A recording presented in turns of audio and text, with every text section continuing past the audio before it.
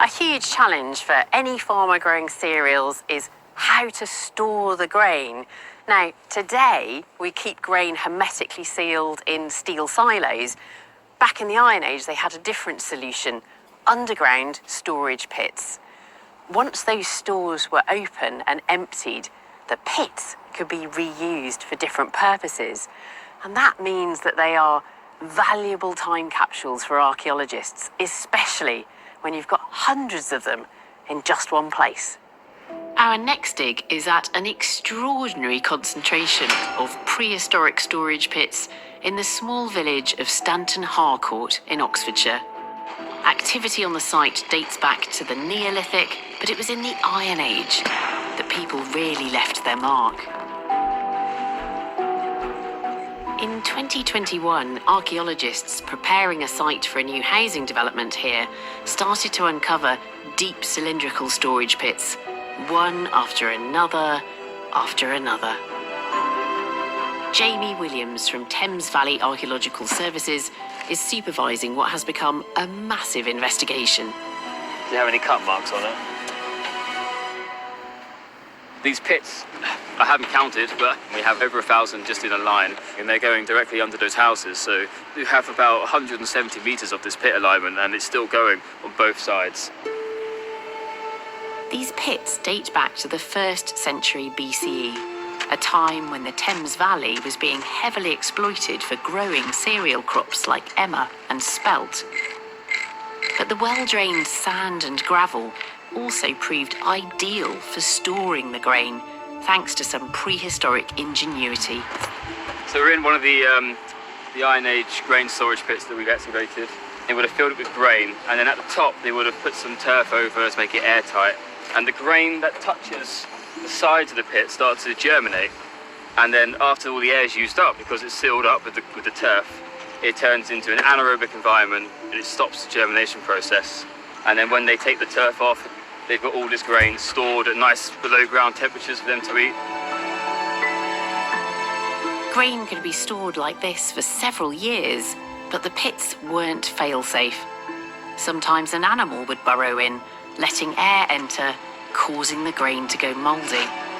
When that happened, the pit had to be emptied and sterilised by fire before it could be reused.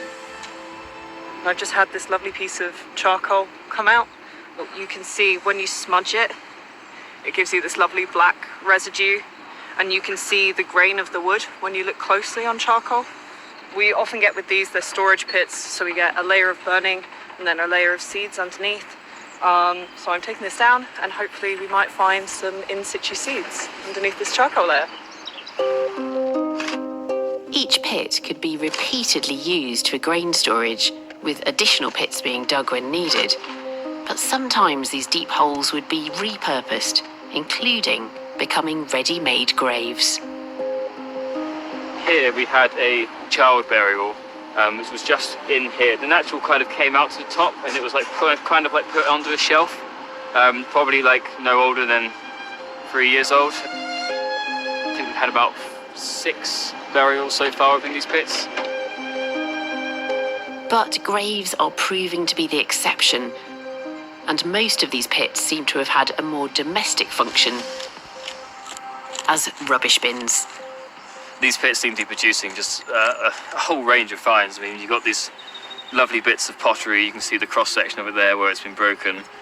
That looks early Iron Age. And you've got animal bones. I wouldn't be surprised if a lot of these bones had cut marks on them. It's been someone's dinner.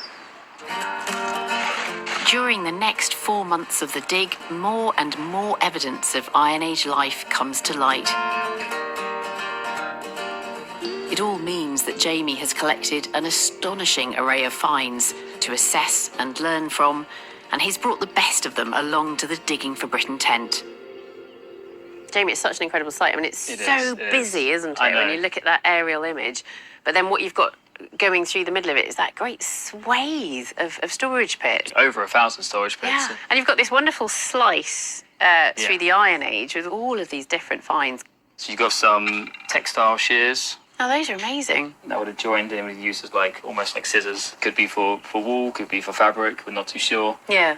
And then what about this? This long piece of iron. The What's golf club. that? The golf club. It's really interesting, this, because we first thought it was like something like a sword, it was poking out the top, and then we thought maybe a currency bar. But if you look at it, our best bet is that it's some sort of a scythe. So this is quite blunt here and wide. Yes. And then this side, that is... It's like a blade edge. That's thin, isn't it? Yeah. Yeah. Well, you know, having thought it was a sword to begin with, I think it's potentially even more interesting as a scythe, because how often do we see big scythes Exactly. like this? I've never encountered an Iron Age scythe. They're quite rare. And then what else then? We've got some nice pottery. Yeah, this is a pot we put back together. This was from one of the storage pits. It's very lovely, actually. So you got base until the rim. And it's got some holes in it. It does. It has 4 holes. Would always assume there'd be one here, and then you have one at the bottom as the 5th hole. Yeah, some kind of drainage, isn't it? But Yeah. you know, what was in it that was then draining away? Exactly. Yeah. What about these objects here? These are really intriguing. Is that an ammonite? It is an ammonite. You can hold it if you want. It's actually got a hole jawed out the middle. So some sort of pendant, maybe. I love that, because we still pick up ammonites today and make Yes. them into jewellery and see them as kind of interesting natural objects. And you've got the same thing happening in prehistory. Yes. No, it's lovely, isn't it? And then there was a pit which cut the top of this one, which ended up having the half a human skull, which I think is particularly interesting. I think it's potentially been modified. Some of these edges seem quite smoothed. We have to consider the possibility that this could have been deliberately created as an object in this way. I think these pits are so fascinating because, you know, at times clearly they're just rubbish pits. Yeah. And then at other times they're not. They're much more. So it's definitely one of those sites that I'm going to remember for the rest of my life.